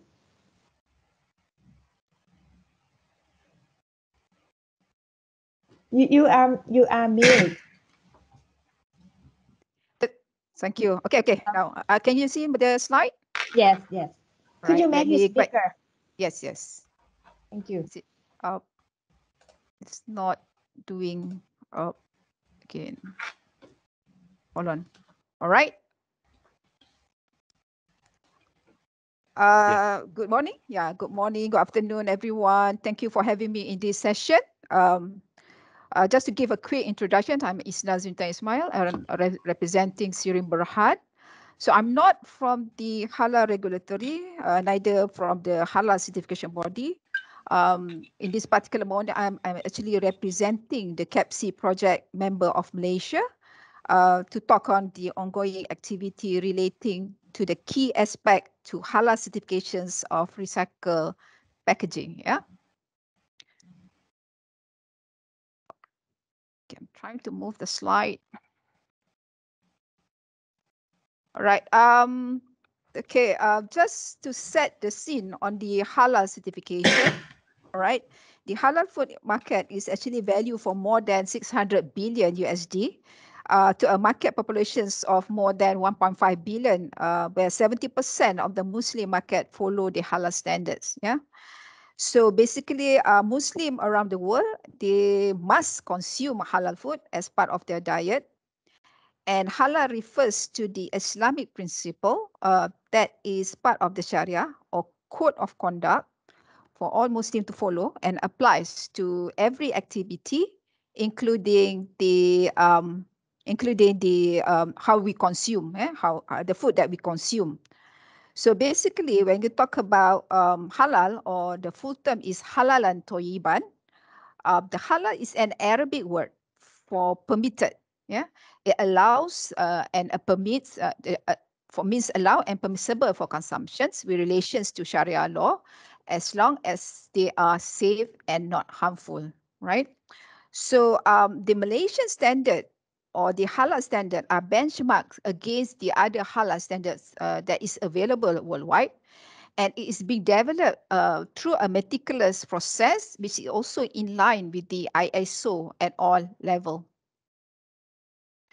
So halal certification, before I actually move to the halal certification of the recycled plastic packaging, let me just explain on how halal certifications for the productions of virgin polymer resin. Yeah, so of course, in the halal certification, what you need to have is the halal raw material. In this case, polymer is generally made from petroleum-based feedstock, so basically it's considered as halal. But however, we have to also look into the use of halal additives in the productions of polymer resin, yeah, because additive can also be derived for non-halal animal. So in this case, animal which is not permissible according to the Islamic law, such as pig, or from permissible animal which is not being properly slaughtered. So these are prohibited to be used by the Muslim consumer. So so it also been scientifically proven that elements such as additive and also the saturated fatty acid, like the lubricant in the packaging material, can packaging machinery can also be from the porcine origin. So so it is so basically non-animal based oil has to be used to lubricate the machinery for the productions of the polymer resin. on top of that, the entire process has also to be conducted within the hygienic environment. And there is a lot of applications of halal status at all lines, in order to actually get the halal certifications, yeah.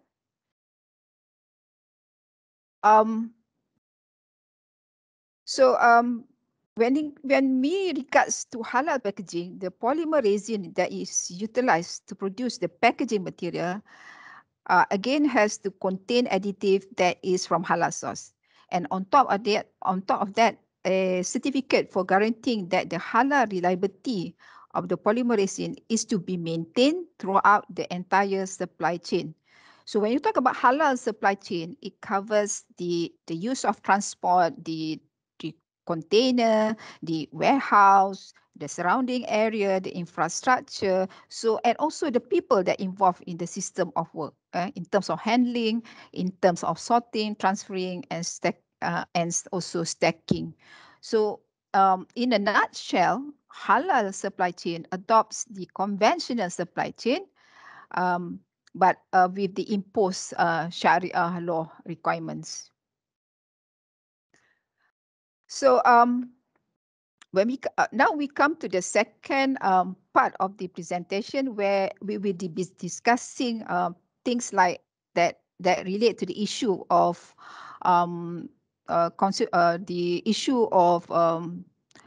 the consumer perspective and also the regulation. So in Malaysia, the reuse of food packaging material is regulated under the Food Act 1983, whereby reuse of packaging materials previously used for specific non-halal product is prohibited. And it's also, in this case, if I on the slide itself, it shows that reusing the plastic bottle violates the licensing conditions under the Control of Supplies Act 1961. Yeah.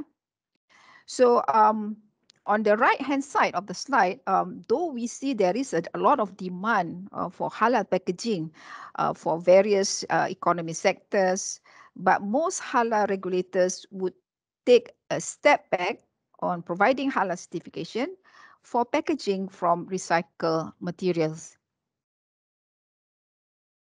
So in terms of recycling, we are not just talking about the general health, safety concern around recycling technology, the processes that are being involved in order to produce the recycled material. The quality of the recycled material is also being further complicated. So in Malaysia, the halal standard has to be met through, yeah. So there are three considerations when you include recycled plastic content in food packaging. One is, of course, the safety of the safety considerations, yeah. And secondly is on how you want to communicate the use of recycled plastic content, just like the one that mentioned by Mr. Joshua, yeah, where you have to communicate and put a label on the use of the recycled content for the plastic packaging. And the second part is on the halal certifications of the recycled plastic content. So what I'm referring now is actually the existing standard for halal packaging, which is under the MS 2565 halal packaging general guidelines, where it is clearly stated that packaging that is made for direct food contact application it shall not be made from recycled material. So there is a clear indication food grade recycled content cannot be used for halal food contact packaging. Yeah. So there are also some way to go about doing this. Yeah. So basically, what I'm presenting now is that there's another options. How do we put in place Sharia washing or cleansing? The name is also known as Sertu. And the key elements to this particular, if you look at the PET bottle recycling production line, where there is an item 6, let me just get the pointer. So when you have the process where you do the washing, there is additional washing that required when you call it Sertu. Yeah. And at this place, you add in the halal setu is actually adding in clay powder with the clean water, and you wash it thoroughly with the shredded material. And then later on, you rinse 6 times with the clean water. This is what you call it Sharia washing or cleansing. Yeah. So this is one of the process that has to be put in place in the recycling of PET bottle. So just to give you a clear picture that plastic packaging is seen as a neglected segment of halal certification at this point of time, but we see more and more of the packaging manufacturing facilities using recycled material in the attempt to contribute to the sustainable development. Yeah. So with regards to halal packaging, as I mentioned just now, polymer resin that to be utilized for packaging material, you need to have a halal additives as one of the source. And there should be a certificate to guarantee that the halal reliability of the polymer resin is maintained throughout the supply chain. Then another key factor to ensure that the material for packages are halal is their traceability, yeah, which lead to the complication for recycled plastic. I did mention about the CERTU, but you have to consider that CERTU is part of the corrective actions within the halal assurance system. So there's no explicit reference to CERTU program within the halal assurance system. It is a corrective action. What the producer needs to understand is that they have to be very, very sure. They have to be very certain how they actually source the material. Yeah. So until when there is a traceability guarantee of the post-consumer waste source, then what we propose is to have an open loop recycling, whereby we encourage recycle resin for the productions of halal consumable goods, which is the finished or semi-finished product that can benefit other than the food and beverage product or medical device or cosmetic or pharmaceutical. But somehow it has to meet the criteria set by the halal competent authority. And for this particular, I need to understand there is a new proposal for the MS 2738, which is this year, where the halal consumer goods general requirements will be published. But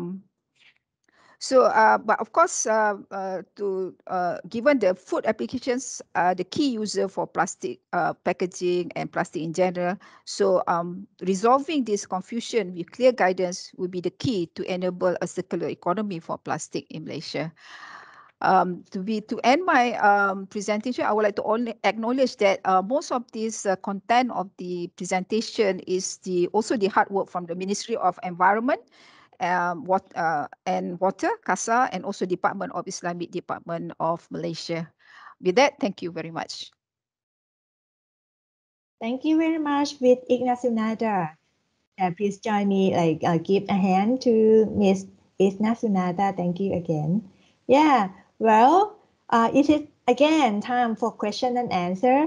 Yeah, right now we have so many questions again, and I would like to take one by one. For the first question, if I may come in, sorry to interrupt. Yes. If I may come in here, because I think we have reached the end, the official end of our time, and I think we can extend a little bit longer for question and answers. But I would like to take this opportunity, because people will have to leave, some of you, to take a group picture before we continue with questions and answers. Okay. So I would like to you to stop the screen sharing and invite all speakers and all participants who wish to show their face to the camera for like a screenshot picture for our documentation purposes. BMU, our commissioning ministry, will be very happy to see so many participants in this. So I guess, Sarah, if you can facilitate the picture in a way that a lot of participants are visible on the screen, that would be great. And please let us know when the picture has been done. Yes. Okay, so besides opening your camera, please also put on a very big smile. Thank you very much for joining us. It's our first event, and then we really hope that we have you all back again. Okay, so if you are ready, okay, then 1, 2, 3. Hey. Okay, let me also do another one just to be safe. Okay. All right. So 1, 2, 3, smile. Hey. Okay. Thank you very much. Okay. Thank you very much, Sarah. And yeah, I think everyone can see your own pictures on our Facebook page. And it's very the most beautiful photos you haven't seen. Okay. All right. Yeah, shall we move to the question and answer session? Yes, I would Then say let's take another 5 minutes Yes. for everybody who wishes to stay on for another 5 minutes, questions and answers. And also what we will do is, because we have so many questions and answers, which is a great sign and we're very happy, is that we will collect them and send them around, the questions and answers, and also facilitate further answers with our presenters in case they haven't been answered in the chat already. So another 5 minutes. Back to you, Cherry.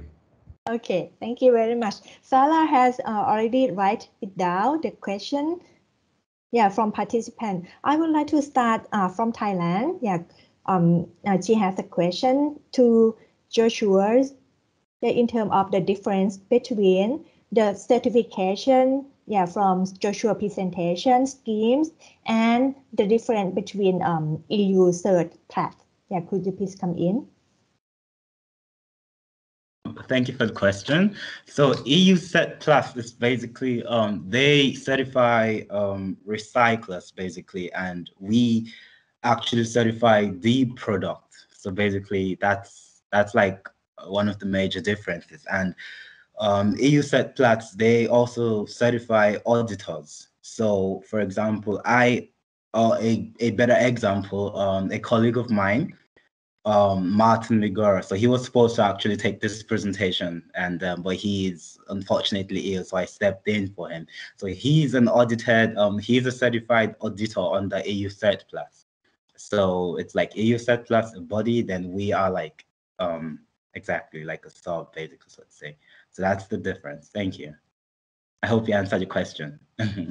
Okay, yeah, thank you very much, Joshua.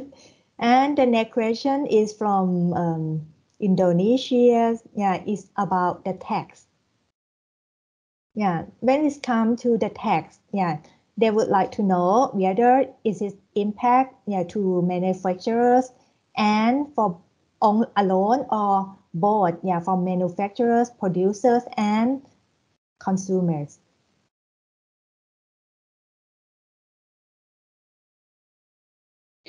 Maybe it relates to it's to Joshua. Okay.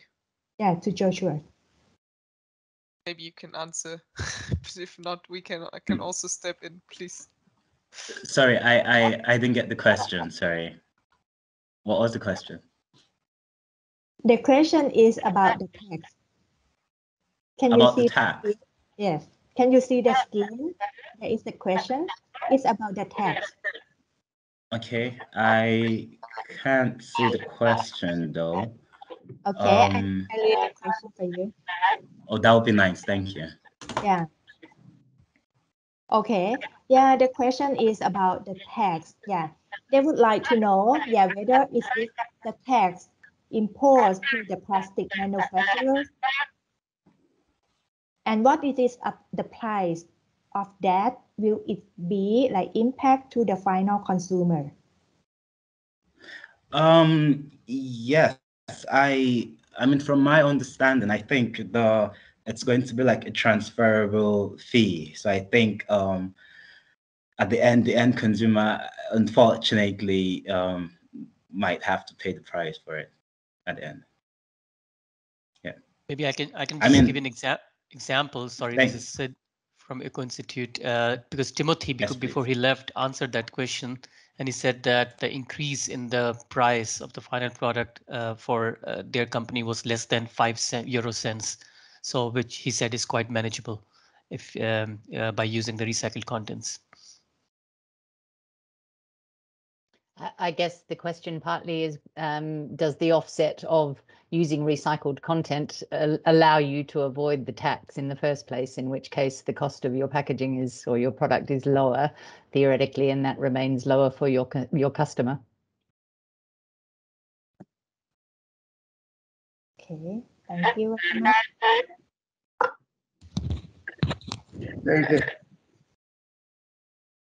And the last question. Okay, we don't have any more questions. Okay, last question. Actually from Sid again. Would you like to come in, Sid? Yeah, I can just read out the question. Could you please elaborate the process of traceability and certification of the recycled content specifically, Joshua? Because that would be interesting about how it really works on the ground. How do you implement this process? Thank you for the question. So basically the whole scope is about transparency across the supply chain. Basically, that's where the traceability comes in. So we basically want to know, it starts from the collection point of your waste material, that's the input, then all the way to the production scope, then after that, then to the end product application. So we have like a batch. So it's basically we make the audit, and then you give us like, you show us this linear chain from the same production code. So we know it's the same batch that came in as the input, that it's been produced or it's been manufactured, and then it's the same batch from the input that comes out as the output, basically.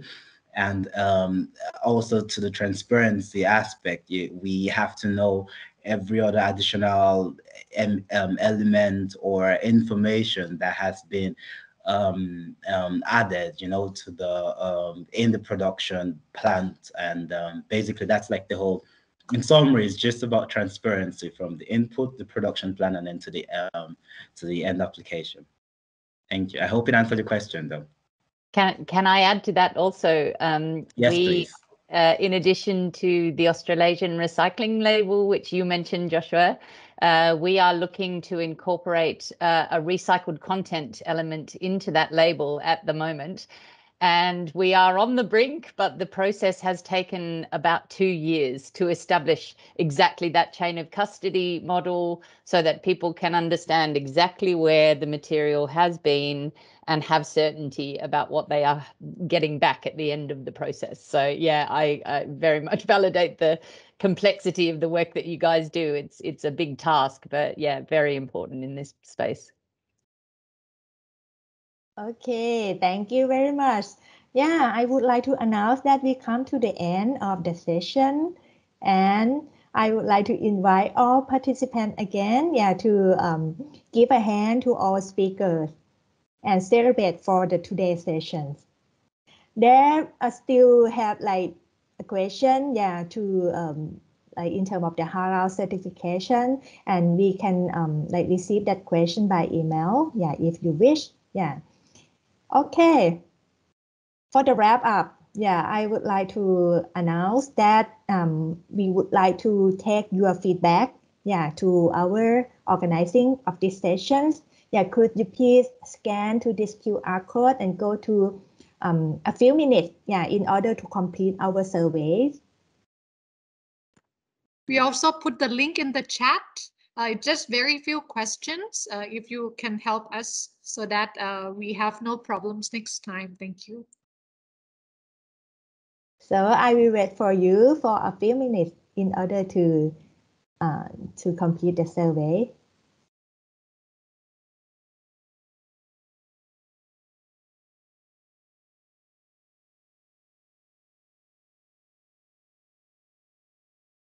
You can also learn more about our event and upcoming event, next month, from this webpage, greentechknowledgehub.de.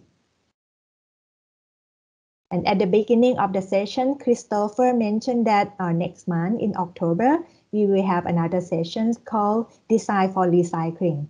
It is the next chapter, yeah, to the today's session.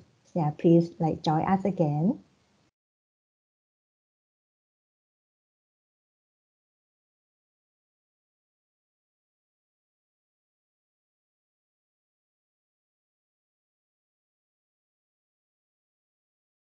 Okay, one more announcement before we end. Yeah, this session. Yeah, I would like to remind you again for all the presentation or the PowerPoint you can download from our webpage, the greentechknowledgehub.de, with the password that Dorothy posted on the chat box.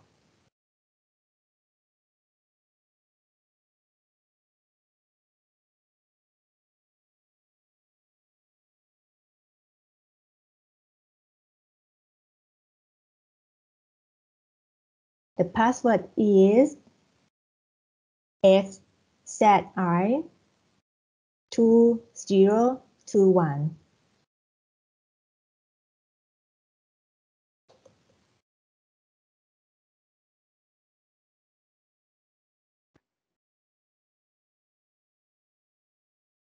Maybe I will share the screen very quick of our website. So the next event is on Design for Recycling. It's also up and then you can register here if you would like to attend. Okay, and today's event is here, and then we uploaded all materials already in the presentation. You can easily download. Okay, and thank you very much for all the speakers for letting us to share this content with the others. Thank you. And very important, you need a password. Yeah, please take a note. Otherwise, yeah, you cannot get the presentation. All right. I hope that participants can complete the surveys. Yeah. May I now close the sessions and please give hand to oneself again and see you next time. Bye bye. Thank you. Cheerio. Thank you so much, Cherry. Thank you. Bye. Bye bye. Thank you. Bye bye, everybody.